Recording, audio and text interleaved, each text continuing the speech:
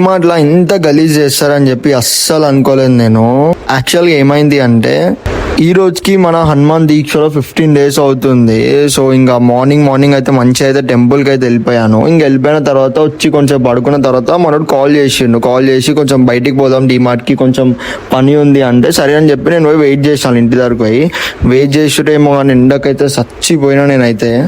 ఇంకా మొత్తం తడిసిపోయిన తర్వాత మనోడైతే వచ్చి నిమ్మలంగా అయితే బండి ఎక్కిండు. ఇంకా అక్కడ నుంచి అయితే ఇంకా డీమార్ట్కి అయితే వెళ్ళిపోయాను. డీమార్ట్కి వెళ్ళిపోయిన తర్వాత ఎవరైతే సెక్యూరిటీ ఉంటారో ఇక్కడైతే ఆపేసిండు. ఎందుకంటే చెప్పులు లేకుండా అలో లేదు అని చెప్పి. సో ఆయనకు నేను మంచి చెప్పిన ఫస్ట్, అన్న ఇట్లా దీక్షలు ఉన్నా అన్న చెప్పులు వేసుకోవద్దు అంటే, అవన్నీ మాకు తెలియదు, చెప్పులు వేసుకొని రావాలి లేకపోతే అలో చేయనేసరికి ఇంకా కొంచెంసేపు అక్కడ వాళ్ళతోటి పెద్ద బైస్ అయిన తర్వాత వాళ్ళ మేనేజర్ అయితే వచ్చి ఇంకా అపాలజైజ్ అయితే చెప్పిండు, సారీ ఏమనుకోకండి వాళ్ళకి తెలియదు అది అని చెప్పారు.